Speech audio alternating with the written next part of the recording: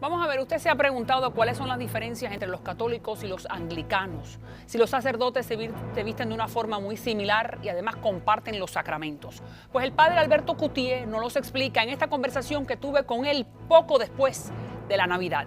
Aquí está. Bueno, si usted es católico, usted podría pensar, ¿cuál es la diferencia entre mi religión y la iglesia episcopal o la iglesia anglicana?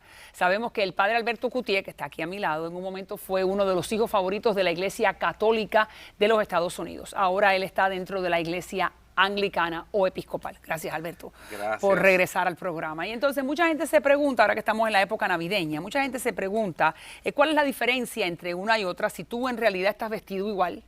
Los ritos son muy parecidos. Dime. Este es un poquito diferente, ¿Ah, sí? un poquito más abierto. Okay. El romano era más cuadradito. Este es un cuello anglicano, aquel es romano. Son tradiciones. En realidad, te voy a decir algo, la iglesia episcopal es una iglesia católica, pero no es romana. O sea, la diferencia grande es que los católicos romanos están bajo el Papa y los episcopales o los anglicanos no estamos bajo el Papa. Nuestra comunión espiritual es la unión con el arzobispo de Canterbury, en que es dentro de la iglesia de Inglaterra.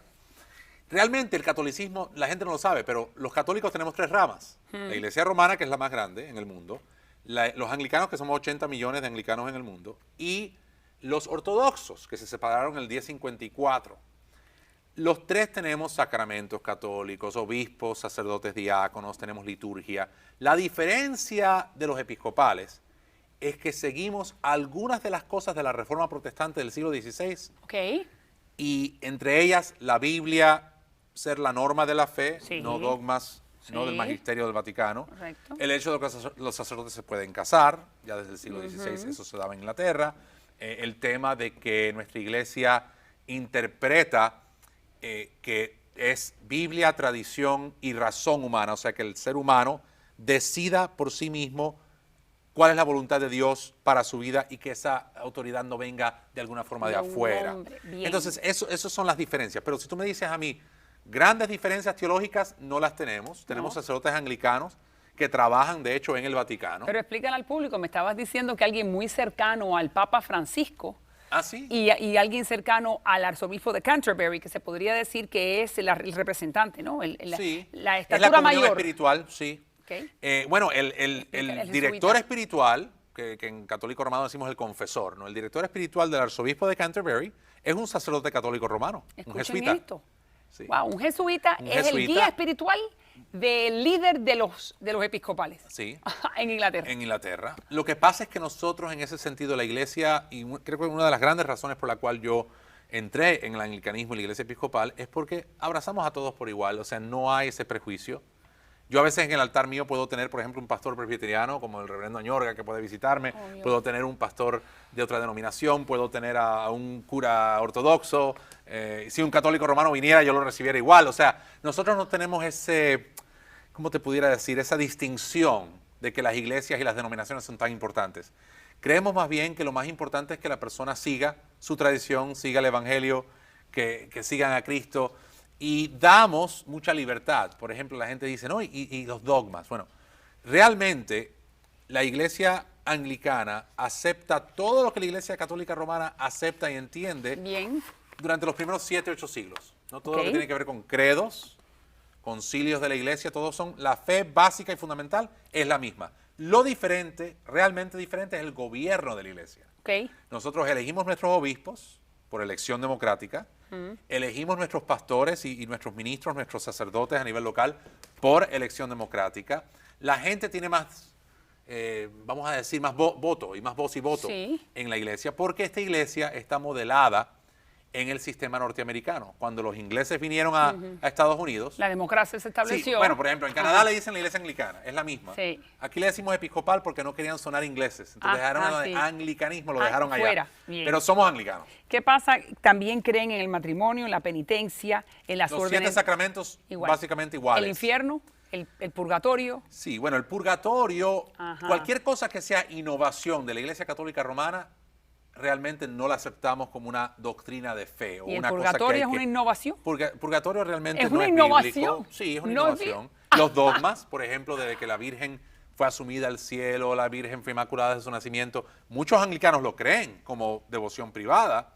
Muchos anglicanos rezan el rosario, por ejemplo. Pero no es una imposición. Tampoco lo es en la iglesia romana. No vamos a decir que rezar el rosario es una imposición. No lo es. Pero que la Virgen María no era llena de gracias. No, de acuerdo al dogma clásico católico romano, para que tú te salves y llegues al cielo, tú tienes que aceptar 100% que la Virgen nació inmaculada, sin pecado original desde el momento de su concepción. Y tienes que aceptar que la Virgen no murió, sino que se la llevaron al cielo viva. Y eso está en la Biblia. Eso es un dogma. No es bíblico. No es bíblico, pero okay. son, ¿cómo te pudiera decir? Son tradiciones que la iglesia fue aceptando y promulgando como dogma. Entonces, ¿qué pasa?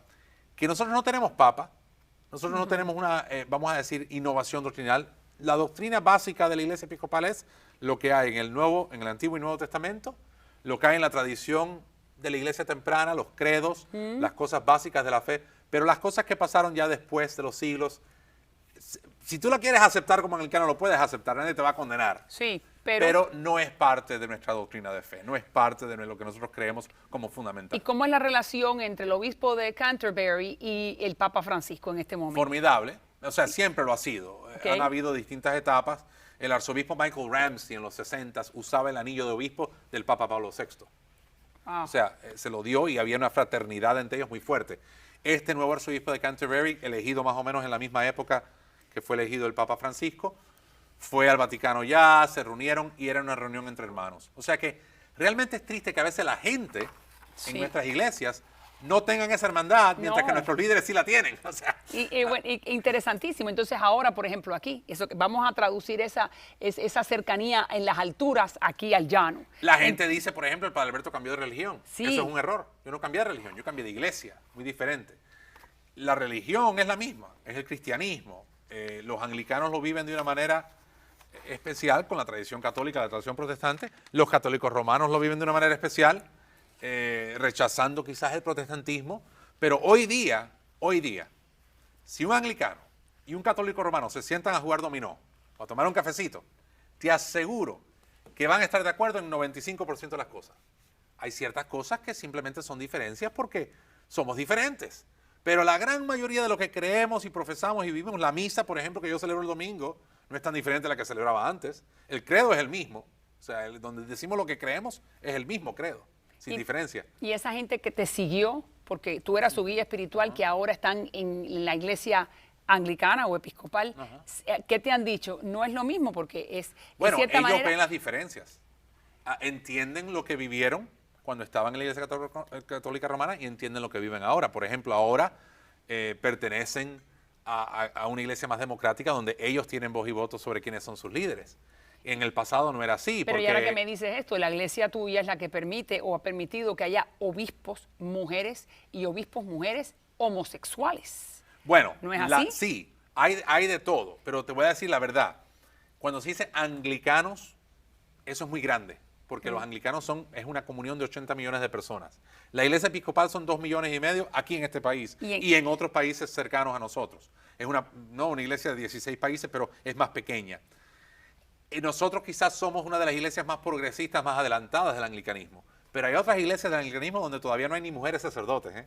Pero es verdad. O sea, y están bajo la misma sombrilla. Muy bien, pero aquí en los Estados Unidos sí lo hay. Es correcto de que hay mujeres obispos homosexuales. Que una. Yo sé, una, pero no importa. Pero sí. Se aceptó. Hay una. Y sí, se aceptó, pero no por ser homosexual o se aceptó por la persona que era, la preparación que tiene, la habilidad que tiene pastoral.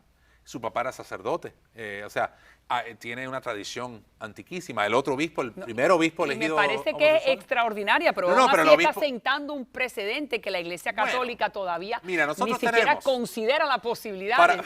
Pero para decirte sinceramente, nosotros tenemos 2 obispos, ¿sí? en toda la Iglesia Episcopal, de cientos de obispos, que son abiertamente homosexuales y que son obispos.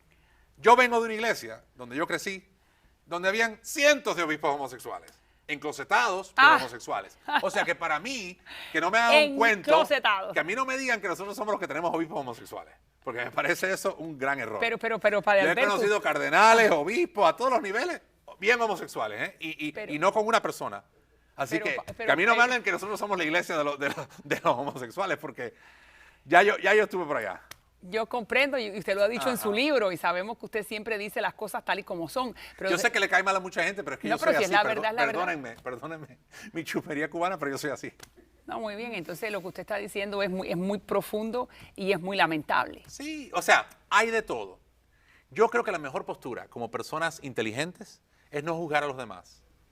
¿Sabes qué? Todo el mundo tiene su vida, todo el mundo tiene su trayectoria, Dios es muy grande. Dejemos que Dios sea el que juzgue a la gente.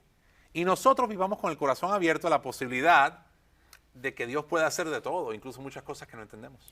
Y el homosexualismo no está juzgado por las palabras de Jesucristo. No hay nada en la Biblia Bueno, que condene. Jesús nunca condenó a un homosexual, ni habló de eso. Lo que yo sí creo es que sí, ciertamente hay temas bíblicos fuertes que condenan la actividad homosexual, no cabe duda. ¿En el Viejo o el Nuevo Testamento? En el Nuevo Testamento mayormente, y en el Antiguo también. Pero En las cartas paulinas. en las cartas paulinas bastante Sí. fuerte y en el libro del Levítico, que es el libro de las leyes, ¿no? Del Antiguo Testamento, del pueblo hebreo. Pero yo les voy a decir algo. También hay que entender el contexto en el cual se decían esas cosas. Y yo creo que hay muchas cosas que dice la Biblia que no se pueden tomar tan literalmente. Por ejemplo, si tu ojo te hace pecar, arráncatelo. Bueno, imagínate. Estuviéramos tuertos casi todos, ¿no? Si tu mano te hace pecar, córtatela. Creo que Jesús estaba hablando de una forma más profunda. Y yo creo que por eso la Biblia hay que entenderla con cierta profundidad. Y muchos teólogos debaten estos temas. Muchos teólogos miran los idiomas originales de la Escritura, el hebreo, el griego, el arameo, y dicen, bueno, pero no suena esa palabra exactamente lo que suena ahora. Hay muchos libros que tratan el tema de la homosexualidad en la Biblia y no es como la gente lo entiende en la calle. Pero aún así, dejémoslos en las manos de Dios. Yo creo que lo mejor es dejarlo en manos de Dios porque si no, uno se convierte de alguna forma en el juzgador de la humanidad. Y yo creo que nosotros tenemos ya tanta dificultad, o por lo menos lucha, nosotros mismos tratando de ser buenos y hacer lo que Dios quiere, que para qué preocuparnos por toda la humanidad. Deja que Dios se encargue de cada persona y nosotros vamos a encargarnos de nosotros mismos. Me encanta, Alberto. Gracias. Siempre un gusto en tenerte en el programa, no solamente porque nos enriquece, sino también porque pones las cosas tal y como son. ¿Quién mejor que tú para hacerlo? Si tú estuviste ahí. Siempre un gusto. Gracias. Ya regreso.